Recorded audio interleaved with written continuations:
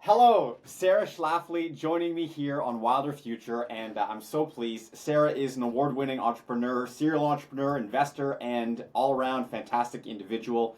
Really looking forward to digging into things here a little bit and understanding more about her journey and her vision of the future. Sarah, welcome to the show. So, on our last conversation on the phone, we talked a little bit about origin story, and I would love to start there because I am really curious how you got to where you are now and where you're going. Yeah, absolutely. Well, I knew from a very young age that I wanted to be an entrepreneur. Around the age of 10 is kind of when I was starting to think of that. Maybe it was even earlier, 8. And so it was always just something that I wanted to do. It was just like this lifelong passion. And when I was in high school, I started getting really passionate about food.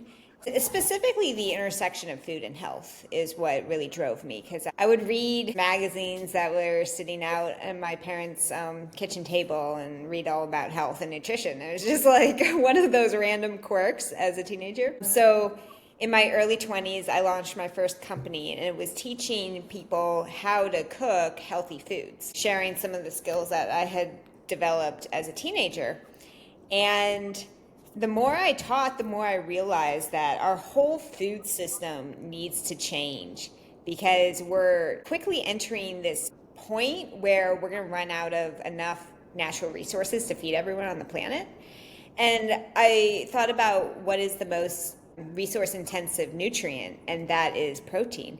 And so I started scouring the planet to find the best protein for humans to consume for our health, for the health of the planet, and even the wellness of the plant or animal that we were using as our source. And so in all things, I discovered bugs had a really great intersection of all of those different components. And I thought that was really gross because I'm an American. I don't want to eat a bug. But it was so compelling to me that I was like, wow, maybe there's a way that we can manipulate the protein source and actually make it not only edible, but appetizing and desirable. So that's where Mighty Cricket came from. And I set out to change the whole world's perspective, but mostly Americans' perspective on eating bugs. And it's a big deal because they are packed with nutrients, they taste good, and yet there is this, oh, that's from the ground, or that's gross, or I find mealworms and slug more gross than crickets. Something about the crunchiness I can get more behind, but it's a big deal. Yeah, yeah. In the Western Hemisphere, crickets tend to be that gateway bug more than worms. But I discovered, thank you, I like that joke too. um, I discovered that over in parts of Asia, worms are actually more of the accepted first foray into insects. So that What? was very interesting and eye-opening to me. And part of it's driven by the popularity of the silkworm larvae. The pupae that they eat over there is like kind of got the consistency of mashed potato, is what I've heard. And so I think that's why worms are more of a accepted insect to consume. Okay, so I want more origin, but I really do want to get into the cricket. So maybe we stick in the crickets first. So tell me more about this gateway bug. That is really good, and how it kind of shifts into more mainstream. How do we get more of the share of plate to be bug driven? So the media doesn't really do us favors in that when they write their articles about how bugs are the future of food and they're a great nutrient source, they always include this really graphic image of someone with a whole bug in their mouth, just like chomping on it. And it's disgusting. Like, no one wants to see that. And they do it because they know it's clickbait. And so every time someone writes an article about for Mighty Cricket, I try and give them appetizing photos, like really beautiful smoothies, waffles, because with the once you mill the protein into a powder, which is the way we present it to our consumers is powder form, then it can be blended into pretty much anything, and it looks like a very ordinary food source with an amazing source of protein. So, and it tastes like that too. I mean, you can't really. Cricket powder has such a neutral taste profile. It's a little bit nutty, so it goes well in both sweet and savory applications. So I send them plenty of photos that they can choose from that hopefully they're going to choose over the clickbait. Because when it's positioned in that way, where it's like the whole bug and it's not very appetizing, it doesn't look like a food that I recognize. And people eat and people consume and do things that are familiar to them. So if it's super exotic and unfamiliar, only the very niche crazy people like me are going to like actually want an exotic experience. Most people want comfort, especially when it comes to food. I'm very different in that I'll eat anything. Like I just had a ice cream with mustard and relish on it. It was not good. But I ate it because it was there, and I'm like, well, I'll give it a shot. Maybe they know something I don't, but they didn't. Yeah. Okay. So that's really interesting. So you're finding that first of all, clickbait's interesting because when people talk about meat, they don't usually show a dying cow getting chewed on by a person. You know, that's not the image that we see when we're talking about steak. So Right. there is absolutely a cultural connection there, and I could see how crickets could be put forth as a more normalized thing. Now, how do you use the crickets yourself? What is the play to make them just a normal part of your diet? So right now, we just sell protein powders, and we have plenty of recipes like pancakes, waffles, smoothies. It's like you get this really unique, exotic protein source that gives you ultra clean macro and some micronutrients. And then you don't have to go out on a limb and have like whole crickets in your salad or anything. You can just mix it in a smoothie and it tastes great. So that is the way that we educate our consumers on consuming this protein source. Like just use like any other protein source. I mean, any other protein powder, whey, pea protein, soy protein, whatever you're consuming. If you do the cricket protein powder, it's exactly the same. And honestly, if you're doing pea protein, it's going to have bugs in there anyway. Because all plants have bugs in them. It's just part of the deal. So we're already eating, there was a study that showed that we eat around 300 pieces of bugs every single day. Wow. You know, that's something that you don't think about. I've thought about this a little bit because we consider farming as this thing that happens and then we get this perfectly clean food. But there's this enormous space between that growing pristine thing and then collecting it, threshing it, or whatever process to get it down to something you can eat. And I think it's vastly underestimated the number of touches and things that happen along that way. So that's 300 bug pieces per diet. No idea. That's really interesting. Yeah, and when you think about if you've ever walked through a field of wheat and how many bugs are just in the wheat, and then they harvest that wheat, it's not like they're filtering out the bugs. And in certain studies, the more refined flour was actually less nutritious because it had fewer bug pieces in it.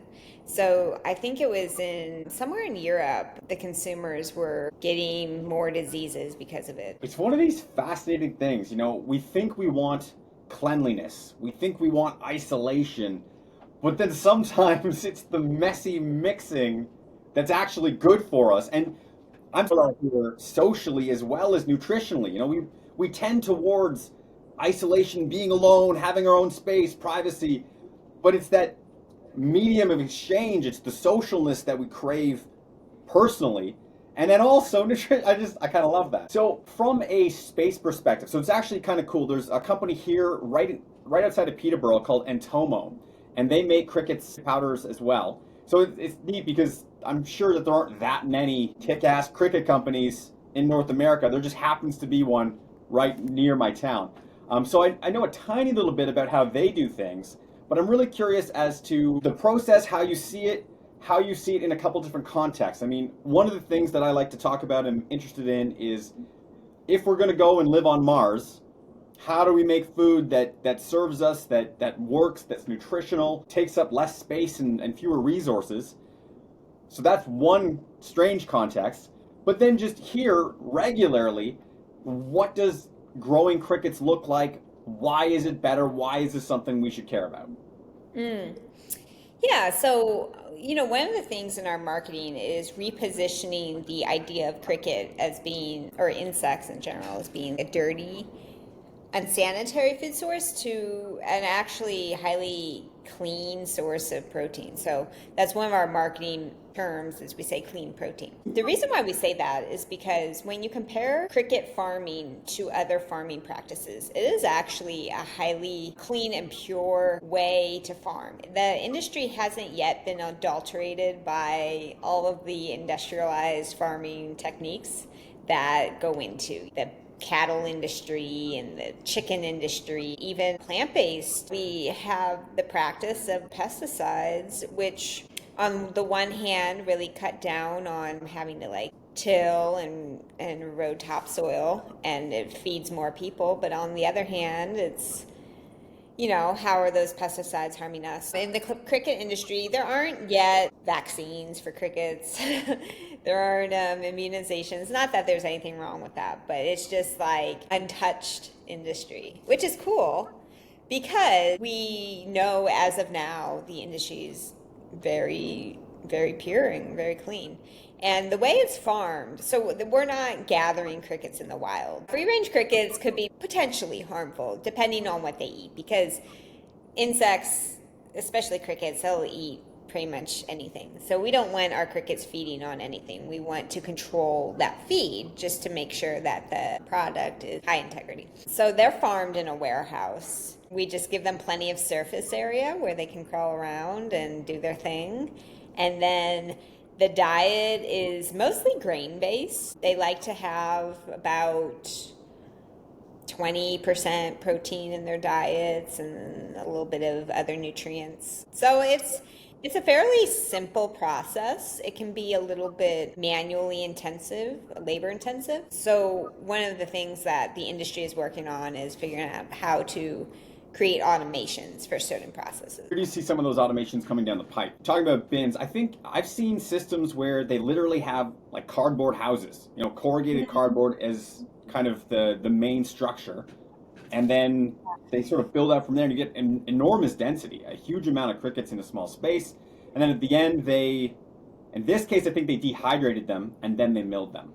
That's typically how it's done. It's like a plastic Tupperware type bin with cardboard in it. In my mind, there are other ways to produce structures, and as Aspires in Canada, they've kind of built out systems that can be reused.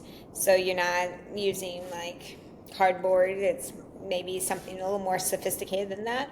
But most of the farms in Asia and even farms in the US still use the cardboard methods to build a surface area density within the bin. Are there other things related to the cricket that you think are worth pursuing now, or is it more important to scale with crickets and find consumer adoption? Just for you personally right now, I mean, maybe a better question is, in the next 5 years, where do you see your focus and growth with Mighty Cricket? In the next 5 years, while we wait for the industry to really catch a flame, we're just doing a whole lot of research and development. How do we fine-tune the production methods to produce highly desirable product in terms of flavor profile, shelf life, texture? There are all sorts of, even within a farm, from lot to lot, there's quite a bit of a variability as these farms and processing facilities are trying to fine-tune their methods. And it creates a very challenging situation for me as a consumer packaged goods brand, where I build a formula around a particular specification, and then in the next lot, it changes. So I've had particle size change, I've had flavor profile change. The flavor profile is the hardest actually to work with. I mean, particle size definitely matters for a powder product, but flavor profile is huge. And so every time I order a new lot, I'm basically just holding my breath hoping that it works, which is not a great place to be. So where I see Mighty Cricket going is becoming actually a processing facility, and processing and then finished goods. So really doing the manufacturing side of the cricket supply chain. And I could see us pulling from several different cricket farms and then processing it all in a patented way to make it a uniform flavor profile and consistency. That's really what's needed in the industry for bigger players to get on board. Purina even, or Kraft, or some of the large food players, they don't want to launch a product if the supply chain isn't there. Yeah, absolutely. Now, speaking of supply chain and the food industry in general, I know that you have a lot of experience here, and I would love to get into um, some of the difficulties with the modern food business. So I think every food entrepreneur experiences this thing that's really it's most prevalent in food, and food's probably one of the hardest industries to work in, I think, because food entrepreneurs just get squeezed from the distributors, from the ingredients are variable from the transportation people, and then the end consumer is only willing to pay so much. So you've got razor thin margins that you're operating on, and most food companies don't make it. I mean, just a huge number. It's so much different than starting a service-based company where you're not dealing with shelf life. You're not dealing with variable pricing and logistics. You're just providing a service and they pay you up front. In the food, or maybe they'll pay you in 30 days, but usually it's up front, right? Or at least you get 50% up front. In the food industry, you don't get anything up front. So you've got, payment terms that you're dealing with that are longer, and then in you have to cover the costs up front, and then the equipment and overhead is can be intense too. So there's just I would say there's just so many things in food, and when companies do make it, there's consumers have no idea like the amount of hurdles and struggles it takes. But I hear I listen to various podcasts like how I built this and stuff like that. A lot of companies can start feeling comfortable around the 5-year mark. It seems like all of my food colleagues, like 5 years, it feels like they're just beginning in a lot of ways. I can resonate with that. Yeah. Because there's just so much. I mean, the other thing that's interesting is it's a big market, and it's also something that everybody deals with. Everybody goes to the grocery Yeah. store, everybody eats. Not everybody thinks about the HVAC that's going on in their house, even though they interact with it. They don't think about the business side, but people think about the business side of food, and they think, oh, it'd be so cool to have a product in the grocery store. Yeah. And so there are so many suppliers, and the power distance is huge. The retailers have a lot of control because they have access to customers. I mean, 80% of the food business is done through traditional grocery. And so when you look at the access to customers, you have to use traditional grocery if you want to be a big business. And as you mentioned, you can almost never know what your margins are going to be ahead of time, plus you're cash flowing all the time.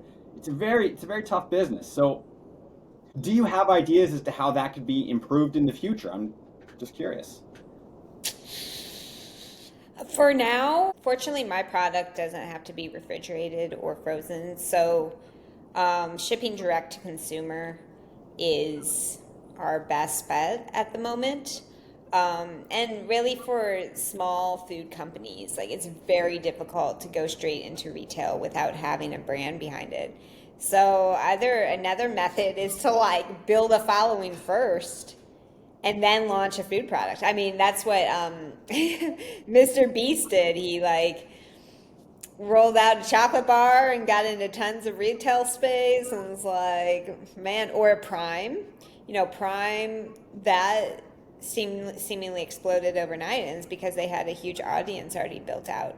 So in a lot of ways, it's like getting to the point where you can just explode either takes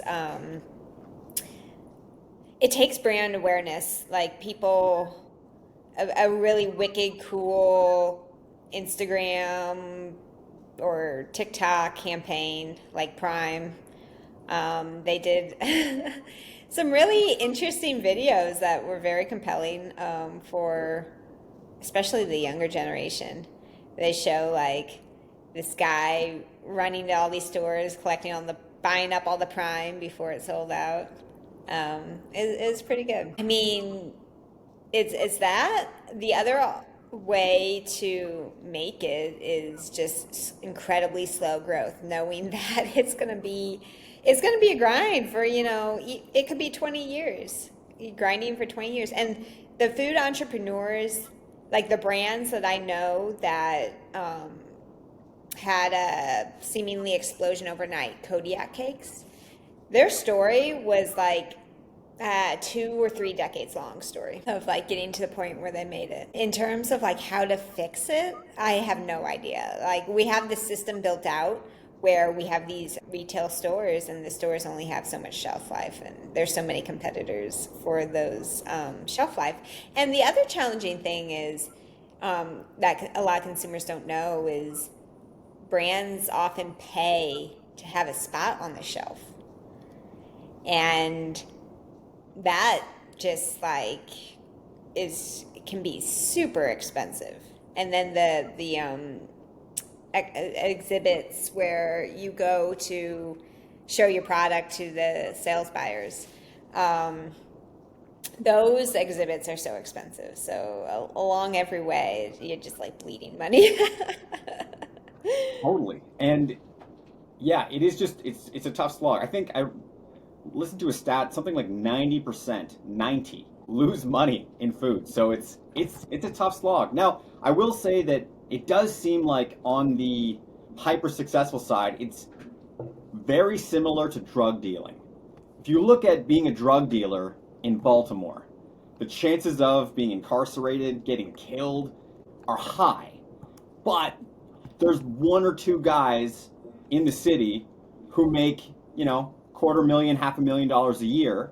And so there's this aspiration for the breakout success. I see a parallel in the food industry where we see a company that is a unicorn or hits 100 million or something, and we all struggle for that home run. Yeah, exactly. I mean, it's a very tough industry. So I started Mighty Cricket. I already had that knowledge going into it, which was great. It wasn't my first time as an entrepreneur, so I wasn't naive in thinking I was gonna like be a billionaire in 5 years. Especially not in food. I just had some experience before in food and know the struggles. So I started really as it's a passion project, and it's right now we're doing a whole lot of research and development, and I'm hoping that even if Mighty Cricket doesn't ultimately have branded products on the shelf, maybe we can play a role in the supply chain or be a miller for other, not even crickets, like we could mill other flowers and stuff like that, but just play some piece of the supply chain and try and do it in a way that is more sustainable and just a little bit better or a lot better. And that's where I see us ultimately making our mark. So it doesn't really matter where we go. My goal is just to keep it operating. And to me, in this industry, just keeping something operating is a win, operating profitably. is a win. Yeah, absolutely. Now, there's a whole bunch of different places I want to go with this conversation. One of them is looking at some of the other new proteins coming to market right now. We've got Solein, we have out of thin air. That might be Solein's tagline, but there's a few different microbially fermented protein products coming out of Finland, the US, Italy, dairy alternatives, analogs. What do you think about this new class of proteins that are starting to be grown in bioreactors? There are also algae-based ones. There's a few that are really interesting. I'd love to hear your thoughts. Oh, I think they're great. There's this one I've been following. It's like duckweed, I think. Oh, And that's so good too. yeah, Minor. Yeah. it's supposed to be really high protein. Um, my guess is, given the level of chlorophyll, it's a fairly strong taste. So that one might be harder to be as versatile. But I welcome all alternative proteins. I don't think that cricket is like the the one and only. It's definitely one of the best. But I mean, we to be healthy, we need to have a variety of foods. So anything that's gonna help the collective nutrition of our planet and our individuals is fantastic. Yeah, absolutely. So I'm still trying to piece together how you yourself got here. So you mentioned your first company, and I, did some research and some digging, and it looked like you're making these recipes, you're on camera, you're making things. Walk me through, because your education, you did some, it looked like business mostly. How Yeah. did you circuitously get to the point where you're now investing, you're starting, you have options, especially in this world now where it seems like for a lot of people, opportunities are harder to come by. Walk us through how you got here, a little bit more in depth. Yeah, sure. So I started out in accounting. I got a degree that was super safe, just something I could fall back to, but something that gave me a good foundation for reading numbers and financials. Uh, I love financials. I love like working with the numbers and figuring out how to make a company extra profitable. And then giving that profit back to the employees who are great team members. Bonuses. I do a lot of bonuses. I like it. Like if a company or if an employee catches something that saves me money, I'll throw them some of the money that they saved me. It's I just had that happen actually. that's why No that's way. why I brought that up. Yeah. My bookkeeper caught an error in an invoice that we were sent, and I didn't catch it, so I gave her, some of the money because that's just awesome. So some of my employees really value work-life balance, and so giving them just more time. Actually, all of my employees, I don't have set vacation days. I don't keep track of sick times or whatever. It's totally like you take care of you first, and I know that if you take care of you first, you're going to be a more awesome performer. So, and I, as an employee, I've only been employed like a couple times in my life. I can't stand having the thought that I only have a certain number of days to take for myself. That just feels so horrible of an experience. I just hate that thought. And so some people like having those numbers because they feel like they can't take time off if they don't have set days that they can take. But my employees know that they can take whenever they need it. If they need to miss meetings or whatnot to take care of themselves, it's totally fine. So, just like producing a really flexible, encouraging environment is how I like to build my companies. But I'm kind of getting off topic from your original, which was how I got here. And truly, the way I got here was through sacrifice. I am driven by passion project. I work for inspiration. I only choose projects that I'm inspired by, and I'm fortunate enough to do it. But I also, in operating that way, I give up a lot of things. I hardly ever go out to eat.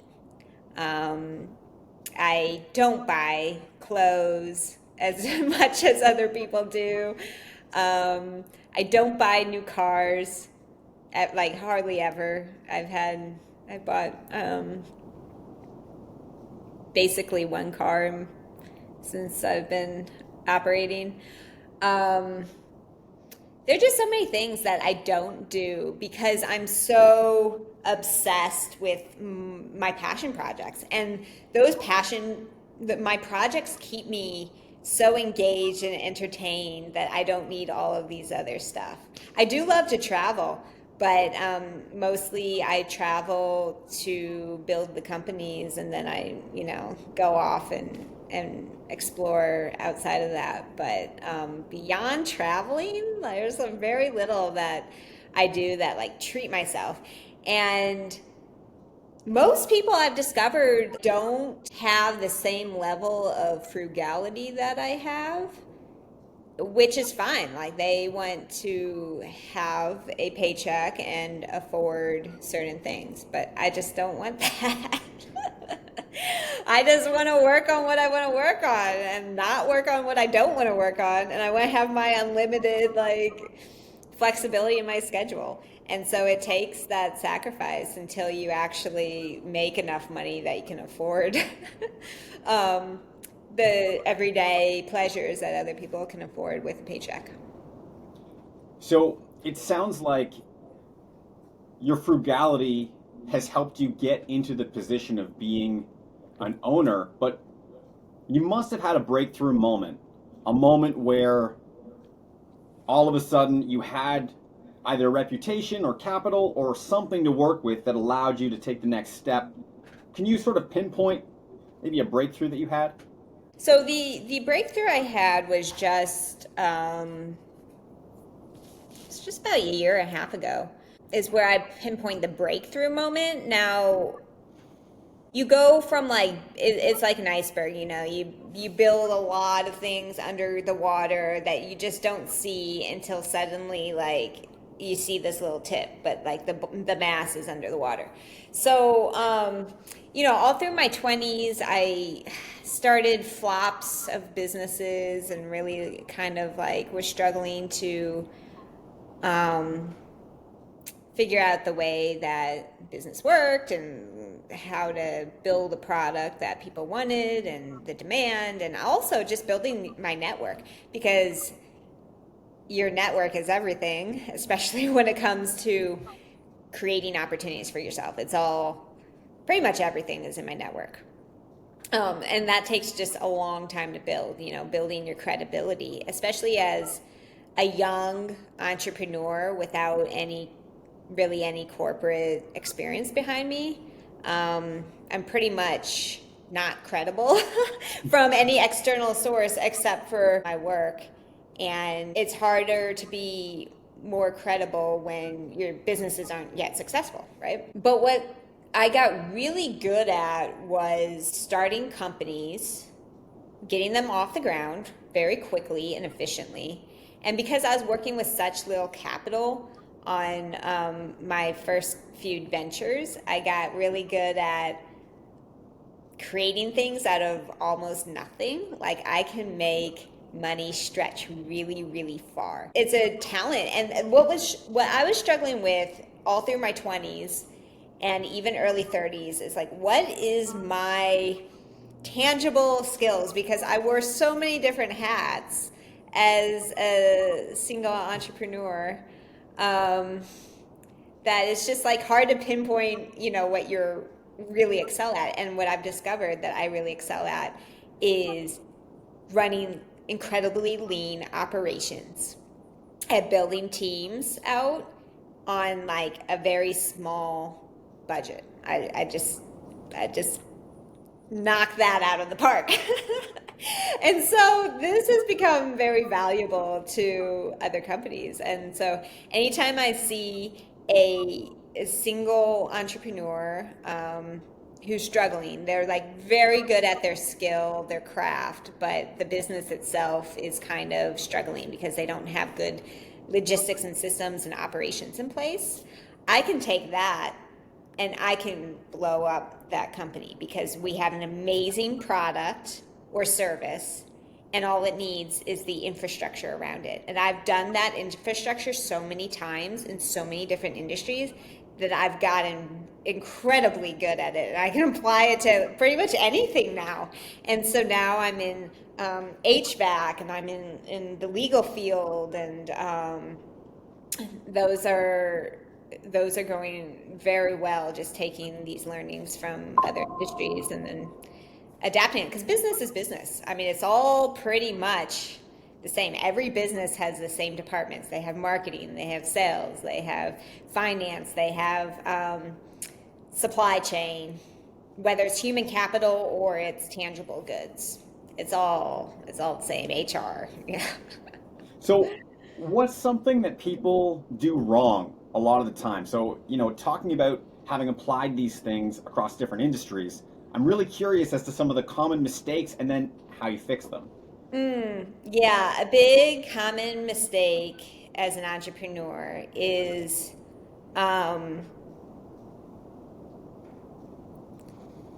not delegating often enough and doing it too late. So almost every morning I take a look at my to-do list and I think through, for every task, I'm like, can I delegate this out?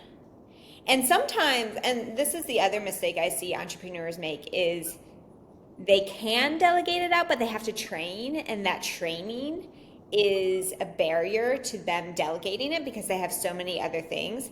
And so I've developed a really efficient way to train, and it works so smoothly. It takes hardly any extra time to do it. How does that work? Well, this is my secret sauce. Yeah, that one, I don't know that I want to give that one away so bluntly, but I'm happy to keep that as my little secret. Sure, yeah. So, yeah. in terms of things that maybe other mistakes people make, because delegation is a big one, and I think also the tendency for an entrepreneur to want to be an entrepreneur is a willingness to do a lot themselves. And so what gets them into the game of running a business may potentially keep them capped, because what allows them to expand is reliance on other people as well. Other mistakes that you can think of that people make? I think one mistake that I've seen, my computer's gonna die. One mistake that I've seen entrepreneurs make is spending money on non-essential stuff. So I was talking to this one entrepreneur who hired someone for $5,000 to write him a pitch deck, and or not a pitch deck, a business plan. That's really common, yeah. And I'm just like, there's so many more impactful uses for that money. And if you don't know the business yourself, if you don't have a plan yourself, hiring someone else to do it for you isn't necessarily going to help you out. But I think people lack confidence in their ability because a business plan sounds so formal and they feel like they need a college degree to do it right, that they really, they trust other people over themselves. Yeah, totally. And so that's something that, I often see is a mistake, is especially when you're operating on a lean budget. Now, if you have the money, if you have deep pockets and you can afford that, knock yourself out, it's fine. So that's a common mistake. Another one I see is thinking that they're going to be cash flowing right away, or their horizon of when the business is going to start operating on its own and successfully is just way shorter than in reality. First-time entrepreneurs, this is a classic mistake for first-time entrepreneurs. They think they're going to be an entrepreneur and be visions of being, multi-millionaire in a few years. Yeah. Yeah, that's the First classic. class. That's the classic mistake. Yeah. Now, coming back to brass tacks, something very tangible. You won a big grant for your work in research, I believe, but I know that you got a big grant with the U.S. Federal government, and that there were some complications along the way recently. I would love to hear a bit more about that story. Sure. So we got a small business innovation research grant from the USDA, and very excited about it. Total funding was just under $1 million, and then with the new administration, it suddenly got frozen on us, and we had already started the project and built all these plans out around the funding. But So before the that frozen part, tell me about like how far along. Like, were you still waiting to see if you had won the grant, or where was it at when it got frozen? Like, tell me more about that. Oh, yeah, we had accepted the grant, we signed the contracts, and the money was actually deposited in this holding account for us and made available to us. So you could pull And money out of this account. yeah, I could pull money out of the account, but they always told us to only pull money as we needed it because it's just better for bookkeeping for the companies to make sure that they spend the money in the ways that have been approved. So we were always coached on that. So I was doing that, kind of pulling it in increments, and then the money suddenly got frozen, and it created a very stressful week because there was talks of like the funds getting canceled, and I was trying to figure out what plan B was for finishing up the research without the remaining funding. And it turns out, there were programs, there were contracts that were canceled by the current administration, but fortunately, our grant was not one of those. And I don't believe any of the SBIR, the Small Business Innovation Research grants, ended up getting nixed entirely. But there are people who I know who are suffering from that because I've heard budget cuts with libraries or like complete funding cuts for certain services that we had formerly been depending on. So it's been quite the change with the administration, and now I'm a few months out from that, the effects and the issues, so everything's kind of simmered down. But that week in particular was really just shocking for me and very difficult as someone who was working so much on the application process and then getting the research started only for it to be in like an unknown state for a week. Yeah, that must have been enormously stressful.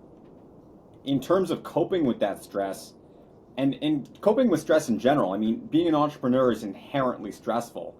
Walk me through some of the ways that you cope with stress. I run sprints up my driveway. Yeah. Power screaming the whole way.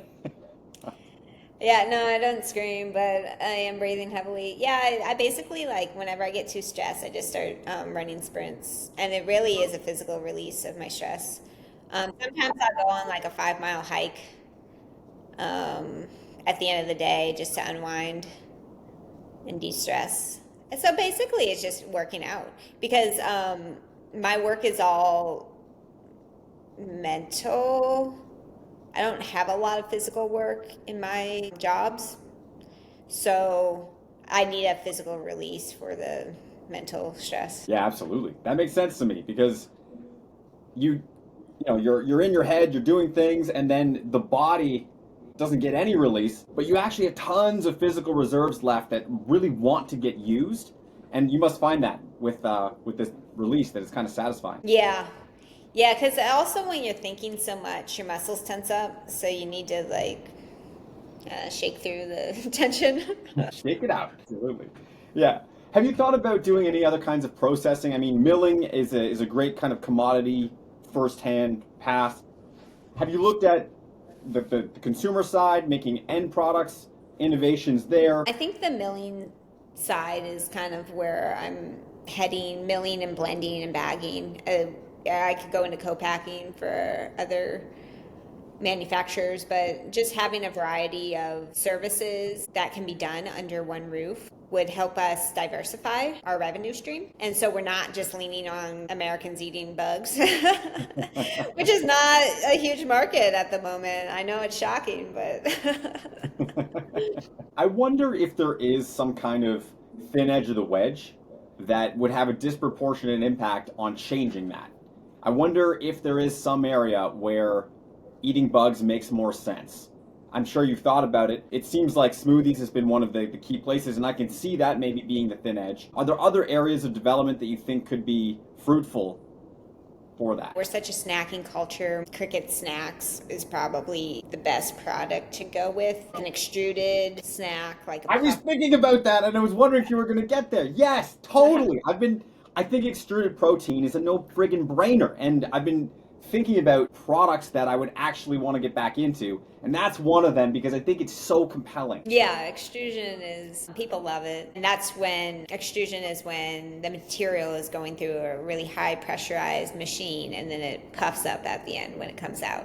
So that's what cereals, like puffed cereals, are made out of, and the green crisps that are out on the market. It's not an actual green bean that was fried. It was green pea powder that was extruded out of this machine. So that's what an extrusion is for the people who don't know that. Some people are like, oh, you should make a protein bar. There's so many protein bars on the market. I get it. I mean, it's definitely convenient, especially when you're trying to get in 20 grams of protein. Because an extruded product is going to be mostly air, so the most you can get in is like 5 to 8 grams of protein per serving. It's going to be tougher to have the consistency right with a higher protein source. I think a really amazing product would be bread-based. So doing like a fortified tortilla or bread with the extra protein could be really beneficial to help balance out a product that is less nutritionally dense. Yeah, absolutely. No, I really like that. I've thought so much about this extrusion thing for alternative proteins because I think it's the right combination of treating yourself and doing something kind of good for you and maybe good for the planet. And I'm really intrigued by this idea of hedonistic sustainability. So the idea of doing the right thing because it feels and or tastes good. And so, yeah, I like that idea. I guess on the sweet side, there may be options as well, but it does seem like crickets are going to tend towards a more savory outcome. Oh no, it can definitely be sweet applications, especially like it goes really well with chocolate. So doing like a protein cookie, like the ones that are on the market, what is it, Lenny and someone? I don't know if you have that protein cookie up in Canada, but there's some protein cookies on the market, and they have decent market share. Quest has a protein cookie, and like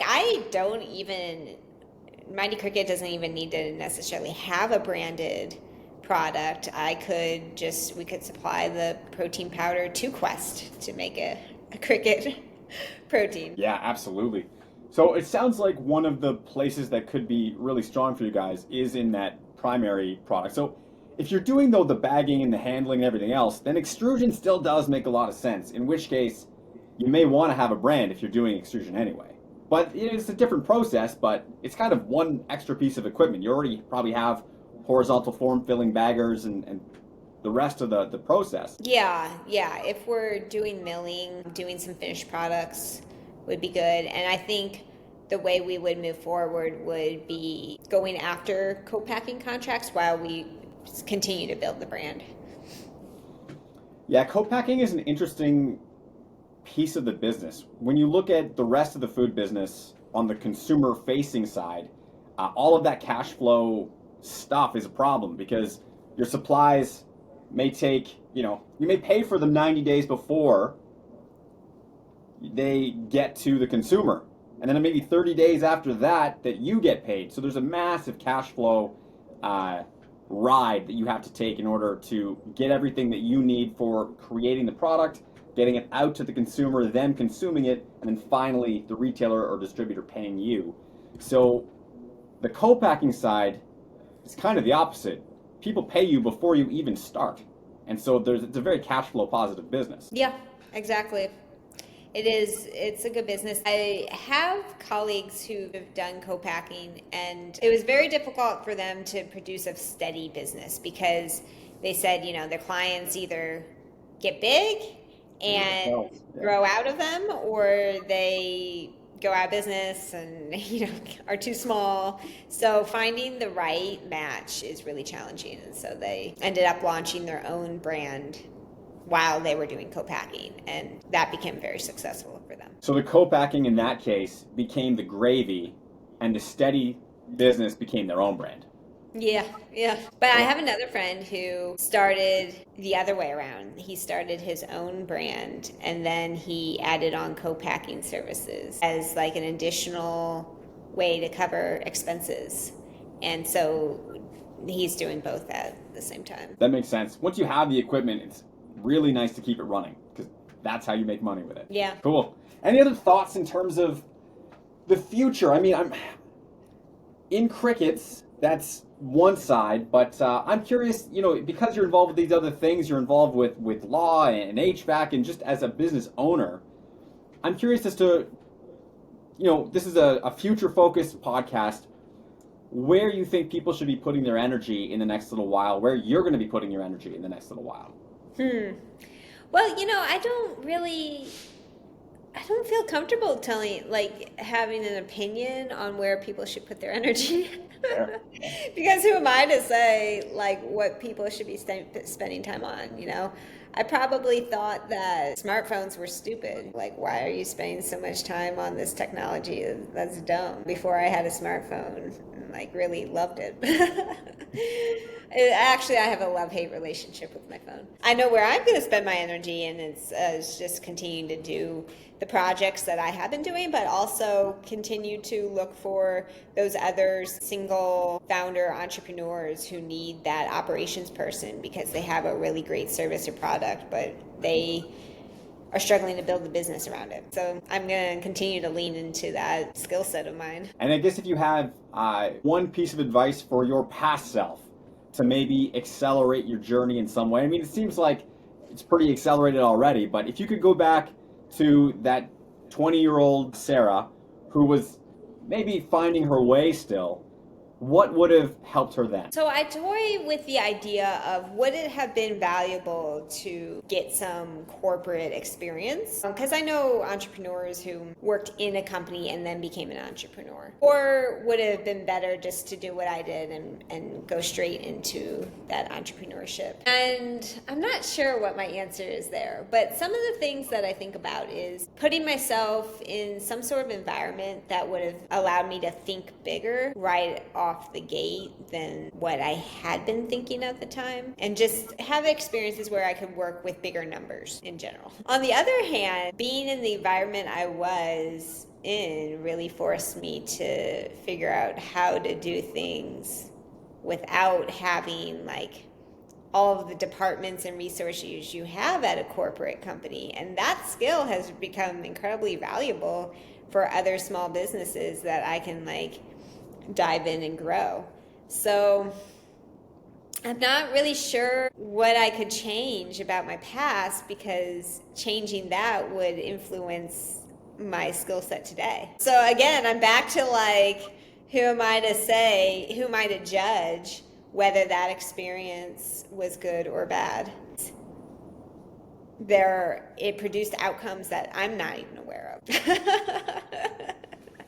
Very philosophical. No, but I get that. The Sarah that you are was likely to do that. The combination of environment and who you are led you down this path.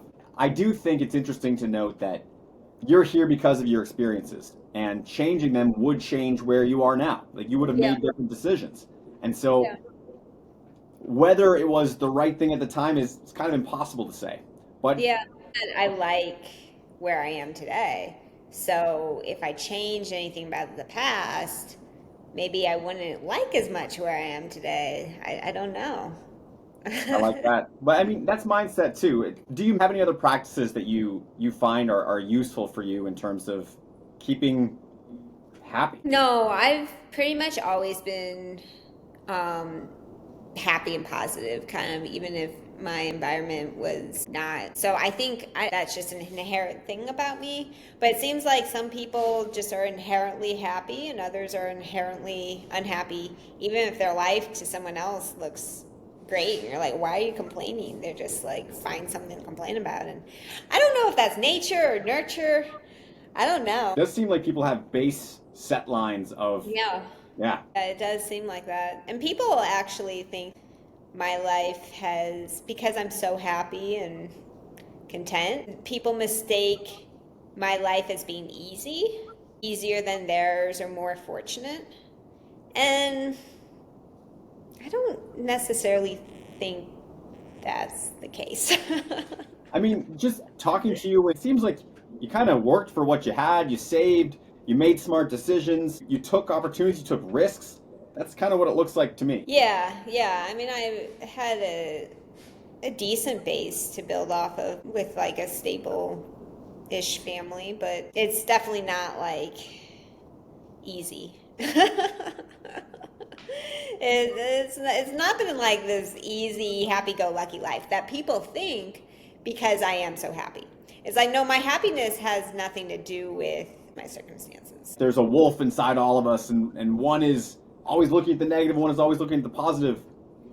And which one wins? It's the one you feed. You know, it's Yeah. how are we looking at the world? You can always find evidence that proves that the world is out to get you, that it's stacked against you, that you Yeah. can't win. And you Yeah. can always find evidence to prove that the world is there trying desperately to give you a leg up, to help you in every conceivable way, and to give you opportunity. And it's also true. Yeah. Yeah, both are true. It's just like you see what you want to see. But the protein extrusion is like such a no-brainer. Like, oh, do you have any takes on like why that's not being done better already? Well, I know that there's like a cutoff for the amount of protein that you can put in it. So, but when you're saying done better, are you talking about like flavor profiles? Are you talking about protein content? Yeah, it's one of these tricky things. I remember when I did my first product, it was a luxury drink, and I was having this conversation with a guy right in my target, and I was talking about luxury and health. And he said, when I'm thinking about luxury, I'm not thinking about health. And that really stuck with me in terms of the reason that people buy is context dependent. And so even though you may have two things that that person appreciates and values, they may not be congruent. Do people want a high protein snack that they can eat guilt free? I would say almost certainly. I know I want that. But where do you put it and how do you catch people? That's tricky because Yeah. I don't know that yet. Yeah. I mean, I could see why they would do it in the health foods aisle. At least in my local retailers, that's the way they do it. I don't ever go down the chip aisle personally, but Yeah. I do go to the protein bar aisle where I would see the product. If I was a consumer who frequented the chip aisle, would I pay $8 for a bag of protein chips? Now, if it was a smaller markup, maybe. If it was like $2 versus $4, maybe they'd be willing to spend a little bit more money. It would be a really good test, good A/B test. Yeah, it would be excellent. Yeah, it would be the way to do it. But thank you. Really nice to chat, and I look forward to our next one. Keep it real. Keep killing it. Yeah, thanks for reaching out, Tyler. It's great Absolutely. to see you. Great to see you, Sarah. See you later. Bye.